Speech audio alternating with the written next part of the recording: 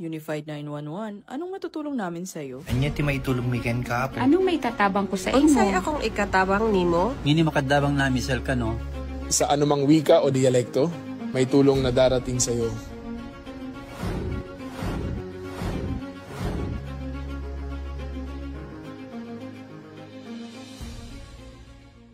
Lilingkod sa bawat Pilipino at magbibigay ng tamang impormasyon para sa tahimik at maayos na Pilipinas. Police News Network, alagad ng batas, tagapagtaguyod ng balitang pulis, sandigan ng mamamayan, patnubay ng katotohanan.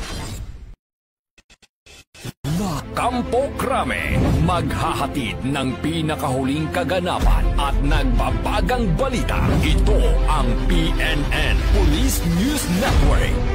At ngayon, ang inyong mga tagapagbalita. Magandang araw, bagong Pilipinas. Ako ang inyong alagad ng batas. Tagataguyod ng Balitang Pulis, Patrolman Joshua Jimenez. Maghatid sa inyo ng tamang balita, kwento ng pulis at serbisyo para sa mamamayan, at ito ang PNP News Online. Ang pangunahing balita ng Police News Network, alagad ng batas, tagataguyod ng Balitang Pulis.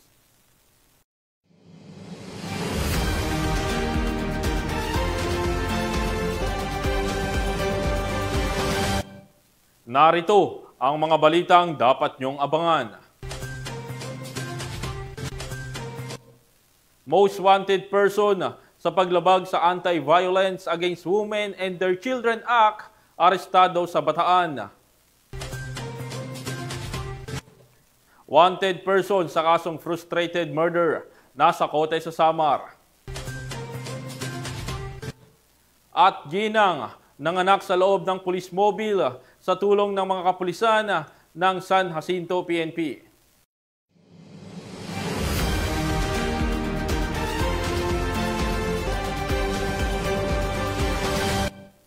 Narito ang mga balitang hatid ng ating PNN correspondents mula sa iba't ibang panig ng bansa.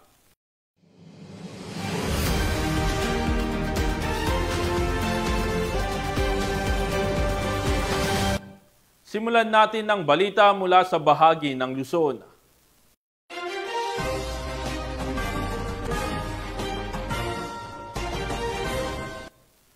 Matagumpay na naaresto ang top 7 sa listahan ng Municipal Most Wanted Person dahil sa paglabag sa Republic Act 9262 o Anti-Violence Against Women and Their Children Act of 2004. Ang report mula kay Patrolwoman Janice Bulahaw. Matagumpay na naaresto ng pinagsanib na persa ng Pilar Municipal Police Station, katuwang ang 2nd Provincial Mobile Force Company, ang isang most wanted person municipal level sa loob ng BJMP Bataan District Jail, Barangay Doña Orani, Bataan. Kinilala ang suspect bilang isang 44 anyos na pintor at residente ng Barangay Santa Rosa, Pilar, Bataan, nakabilang sa listahan ng top 7 municipal level most wanted persons ng naturang bayan. Ayon sa ulat, ang pag-aresto ay sinagawa sa bisa ng warrant of arrest para sa kasong paglabag sa Section 5 ng Republic Act 9262 o Anti-Violence Against Women and Their Children Act of 2004 na mainirerekomendang piyansang 120,000 pesos. Ang suspect ay kasalukuyang nasa kustodiya ng mga otoridad para sa kaukulang dokumentasyon at tamang disposisyon. Sa pamumuno ni Police Colonel Marites A. Salvadora, Provincial Director ng Bataan Police Provincial Office, nananatiling masigasig ang Bataan PNP sa pagpapatupad ng batas at sa pagtugis sa mga most wanted persons upang mapanatili ang kapayapaan, kaayusan at kaligtasan ng buong lalawigan. Mula dito sa gitnang Luzon, ako ang inyong PNN correspondent, Patrolwoman Janice Bulahaw. Alagad ng batas, tagataguyod ng Balitang Pulis. Maraming salamat, Patrolwoman Bulahaw. 2 individual ang naaresto ng mga tauhan ng Batangas PNP sa magkahiwalay na operasyon laban sa ilegal na droga at paglabag sa batas sa pagmamay-ari ng baril. Yan ang tinutukan ni Patrolwoman Mary May Sarturio. Hindi na nakapalagpa ang dalawang suspect matapos ang isinagawang buy-bust operation ng mga tauhan ng Santo Tomas Component City Police Station. Kinilala ang mga suspect na sina alias Louie at alias Red, kapwa mga residente ng Puro 4, Barangay San Cristobal, Calamba City, Laguna. Nakumpiska mula sa mga suspect ang 6 na heat-sealed transparent plastic sachet na naglalaman ng hinihinalang shabu na may bigat na 1.4 gramo, isang caliber 9mm pistol, 2 magazines, 9 na live ammunition, isang 1,000 peso bill bilang buy-bust money, 3 cellphone at isang motorsiklo. Kasalukuyang nasa custody ng Santo Tomas Component City Police Station ang mga arestadong akusado para sa dokumentasyon at tamang disposisyon. Ang kanilang pagkakaaresto ay patunay ng dedikasyon ng ating mga kapulisan sa pagpapanatili ng kapayapaan at seguridad sa komunidad. Mula rito sa Calabarzon, ako ang inyong Police News Network correspondent, Patrolwoman Mary May Sartorio. Alagad na batas, tagataguyod ng balitang pulis. Maraming salamat, Patrolwoman Sartorio. Hindi sa ospital, kundi sa loob ng Police Mobile ipinanganak ang isang sanggol matapos tulungan ng mga pulis sa San Jacinto, Pangasinan ang isang ginang na inabutan ng panganganak sa gitna ng kanilang biyahe patungong ospital. Yan ang magandang balita, hatid ni Police Corporal Rafi Veloria. Katangi-tanging kabayanihan ang muling ipinamalas ng mga miyembro ng kapulisan ng San Jacinto, Pangasinan matapos nilang tulungan sa panganganak ang isang ginang habang isinusugod sa ospital. Isang lalaki ang humingi ng tulong sa impilan ng pulisya para sa kanyang asawang manganganak na. Agad naman silang inilalayan ni Police Master Sergeant Timmy I.V. Stayo, miyembro ng San Jacinto Police Station at isang licensed nurse na nagbigay ng paunang tulong at naghanda sa agarang pagdadala ng ginang sa ospital. Makalipas ang ilang sandali, dumating ang police mobile na minamaneho ni Patrolman King Abby Manawis kasama si Police Executive Master Sergeant Roy De La Peña at agad nilang isinakay ang ginang upang dalhin sa Mapandan Community Hospital. Habang nasa biyahe at tinatahak ang kahabaan ng Barangay Gibel, biglang nagsimula ang panganganak ng ginang. Sa tulong ni Police Master Sergeant Estayo at ng mga kasamang pulis, matagumpay na nailuwal ang isang malusog na batang babae sa loob mismo ng police mobile bago pa man sila makarating sa ospital. Pagdating sa Mapandan Community Hospital, agad na inasikaso ang mag-ina na ngayon ay parehong nasa mabuting kalagayan. Pinuri ng mga opisyal ng kapulisan ang mabilis na aksyon at malasakit na ipinamalas ng kanilang mga tauhan, isang patunay sa diwa ng serbisyong may puso ng Philippine National Police. Mula dito sa Ilocos Region, ako ang inyong PNN correspondent, Police Corporal Rafi Veloria, alagad ng batas, tagataguyod ng balitang pulis. Maraming salamat, Police Corporal Veloria. Ipinamalas ng mga tauhan ng Ifugao PNP ang diwa ng bayanihan at serbisyong may puso matapos silang magsagawa ng pagtutulong-tulong sa paglilinis ng mga gumuhong lupa na naipon sa likod ng isang paaralan sa lalawigan.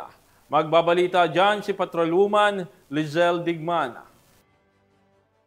Kita ng diwa ng bayanihan ang revitalized police sa barangay team ng 151st Maneuver Company RMFB 15 at 1st Ifugao PMFC kasama ang mga barangay officials, mga guro at mga magulang sa pamamagitan ng pagtutulungan upang tugunan ng isang kritikal na isyu sa Baang Elementary School, Hungduan, Ifugao noong ika-25 ng Oktubre 2025. Nakatuon ang sama-samang pagsisikap sa paglilinis ng mga gumuhong lupa na naipon sa likod ng paaralan na humahadlang sa natural na daloy ng tubig mula sa sapa at nagiging sanhi ng madalas na pagbaha sa bakuran ng nasabing paaralan. Ang pagpapakitang ito ng bayanihan ay hindi lamang tumugon sa agarang problema ng pagbaha kundi nagpatibay din ng ugnayan sa loob ng komunidad. Sa pagtutulungan tungo sa iisang layunin, ipinakita ng revitalized police sa barangay team, barangay officials, teachers at mga magulang ang kapangyarihan ng pagkakaisa at pagtutulungan sa pagharap sa mga hamon at paglikha ng magandang kinabukasan para sa mga bata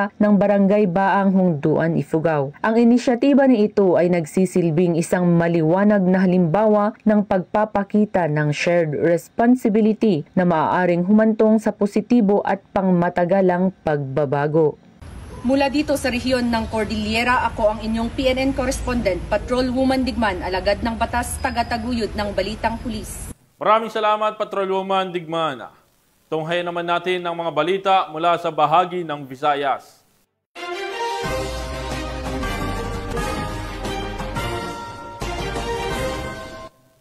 Tinatayang nasa halagang kalahating milyong piso ng hinihinalang shabu ang nasamsam ng mga operatiba ng Bacolod City PNP sa matagumpay na isinagawang buy-bust operation. Patrolwoman Andrea Dominic de Palubos sa report. Halos kalahating milyong piso halaga ng hinihinalang shabu ang nasamsam sa isang matagumpay na buy-bust operation ng mga operatiba sa Purok Kabuhi, Barangay 10. Madaling araw ng Sabado, nito lamang ika-25 ng Oktubre taong kasalukuyan. Ayon sa ulat ng Bacolod City Police Office City Drug Enforcement Unit na pinamumunuan ni Police Lieutenant Colonel Antonio Benetes Jr., Officer in Charge, nadakip sa operasyon ang dalawang sospek na kinilalang sina alias Bambi at alias Canor, kapwa 20 taong gulang at residente ng nasabing lugar. Biska mula sa mga sospek ang 25 pakete ng hinihinalang shabu na may kabuuang timbang na humigit kumulang 70 gramo at may standard drug price na tinatayang 476,000 piso. Kasalukuyang nasa himpilan na ng pulisya ang mga sospek para sa tamang disposisyon at haharap sa kasong paglabag sa Republic Act 9165 o ang Comprehensive Dangerous Drugs Act of 2002. Ang operasyon ay bahagi ng patuloy na kampanya ng Philippine National Police laban sa iligal na droga na naglalayong tiyaking ligtas at payapa ang mga pamayanan sa buong bansa.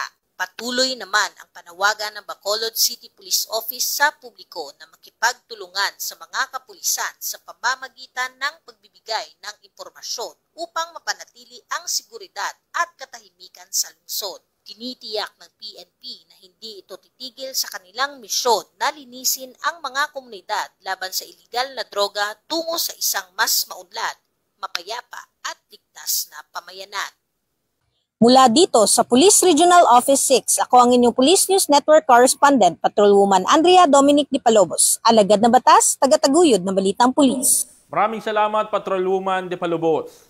Arestado ang isang construction worker matapos maulihan ng mahigit 100,000 pisong halaga ng hinihinalang shabu sa isinagawang buy-bust operation ng mga operatiba ng Loon, Bohol.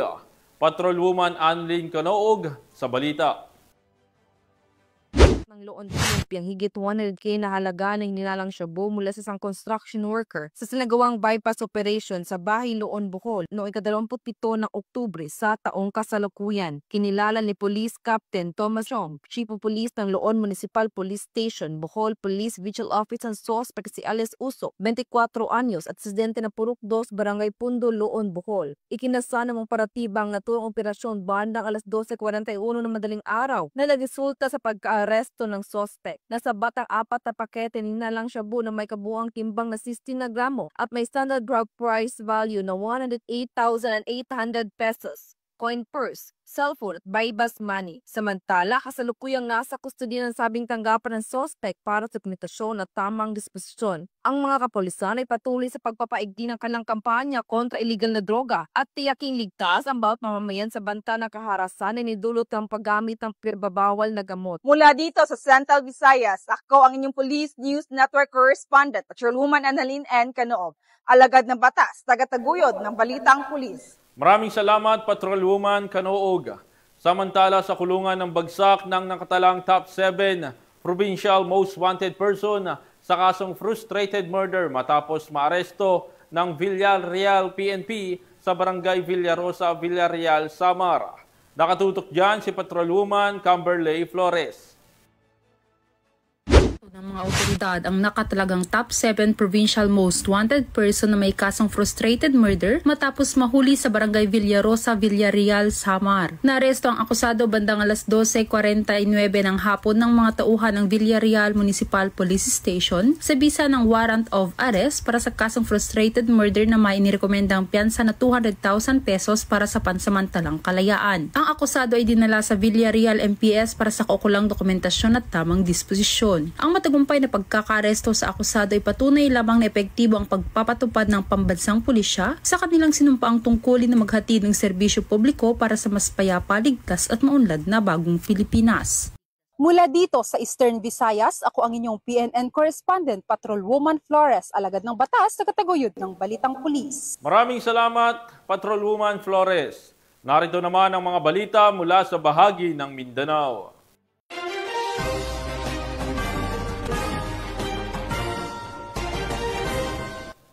Muling pinatunayan ng kapulisan ang kanilang mahalagang papel sa pagpapanatili ng kapayapaan matapos makiisa ang mga tauhan ng 1st Provincial Mobile Force Company ng Lanao del Sur Police Provincial Office sa matagumpay na Rido Settlement o pag-aayos ng alitan sa pagitan ng dalawang pamilya sa lalawigan. Nakibalita dyan si Patrolwoman Maricris Algabre. Nakiisa ang mga personahe ng 1st Provincial Mobile Force Company Lanao del Sur Police Provincial Office sa isinagawang Rido Settlement sa Basak Malutlut, lungsod ng Marawi, Lanao del Sur nito lamang ika-27 ng Oktubre taong kasalukuyan. Personal itong dinaluhan ni Police Captain Sirad C. Dimalna Jr., 1st Platoon Leader katuwang ang mga BLGU at religious sectors. Ang Rido Settlement ay isang mahalagang hakbang upang wakasan ang alitan sa pagitan ng dalawang pamilya at maiwasan ang karahasan sa kanilang komunidad. Sa pamamagitan ng dialogo at traditional conflict resolution, nagkasundo ang magkabilang panig na tuldukan ng kanilang hidwaan at mamuhay ng mapayapa. Nagpahayag naman ng pasasalamat ang kinatawa ng bawat pamilya sa kapulisan sa kanilang ginampanang papel sa settlement process. Samantala, tiniyak naman ng mga otoridad na patuloy silang magbabantay upang mapanatili ang katahimikan sa lugar. Hinihikayat din nila ang iba pang komunidad na yakapin ang diwa ng Rido Settlement bilang isang epektibong paraan upang mapanatili ang kapayapaan sa rehiyon. Mula rito sa rehiyon ng Bangsamoro, ako ang inyong PNN correspondent, Patrolwoman Maricris Algabre, alagad ng batas, tagataguyod ng Balitang Pulis. Maraming salamat, Patrolwoman Algabre. Isinagawa ang turnover ceremony ng Communal Tab Project sa isang barangay sa Surigao del Sur sa pangunguna ng mga revitalized police sa barangay bilang bahagi ng kanilang tuloy-tuloy na programang pangkaunlaran at serbisyo sa mga komunidad. Patrolman Nicole Villanueva sa report. Pinangunahan ni Police Colonel Jeffrey Lawrence D. Mauricio, Provincial Director ng Surigao del Sur, PPO, ang matagumpay na turnover ceremony ng Communal Tab Project sa Barangay Mahabab, Marihatag, Surigao del Sur. Ang nasabing proyekto ay isang quick impact project sa ilalim ng Revitalized Police sa Barangay, program ng 1st Surigao del Sur PMFC, kasabay ng pamamahagi ng mga school supplies mula sa PICAD-C Class 2025. Layunin ng proyekto na magbigay ng mas maayos at madaling access sa malinis na tubig para sa mga residente ng Barangay Mahaba na siyang pangunahing benepisyaryo ng naturang inisyatiba. Sa kanyang mensahe, binigyan diin ni Police Colonel Mauricio ang patuloy na advokasya ng Philippine National Police sa paglilingkod hindi lamang sa usapin ng kapayapaan at kaayusan, kundi pati na rin sa pagpapatupad ng mga programang direktang tumutugon sa mga pangunahing pangangailangan ng mamamayan. Ang Communal Tab Project ay bahagi ng patuloy na programa ng PNP sa pagpapatibay ng police-community relations at pag-iiwan ng pangmatagalang positibong epekto sa mga lugar ng kanilang pinaglilingkuran. Mula dito sa RPCAD 13, ako yung Police News Network Correspondent, Patrolman Nicole Villanueva, alagad ng batas, tagataguyod ng Balitang Pulis. Maraming salamat, Patrolman Villanueva. At yan ang mga balitang nakalap ng ating mga PNN correspondents mula Luzon, Visayas at Mindanao. At para sa ating mga ka-PNN, mamayang 1:00 ng hapon ay magaganap ang Trick or Treat na aktibidad ng PNP OLC Foundation Incorporated sa tulong ng PNP para sa mga kabataan mula sa PNP Child Development Center at mga dependents ng kapulisan na gaganapin dito sa Campo Crame. Abangan ang kabuuan ng balita mamaya sa Police News Express. At mga ka-PNN, 58 days na lang, Pasko na.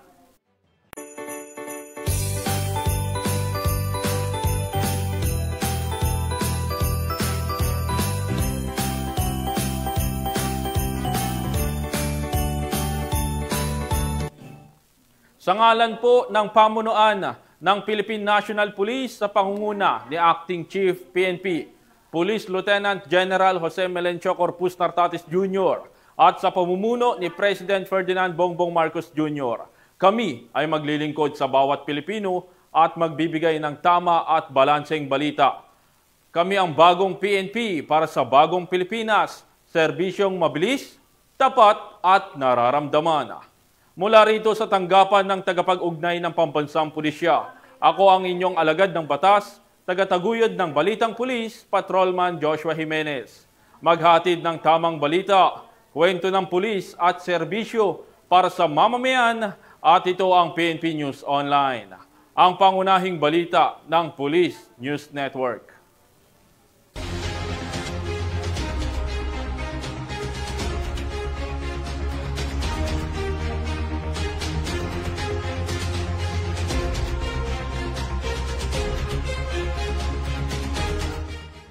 Police News Network, alagad ng batas, tagapagtaguyod ng balitang pulis.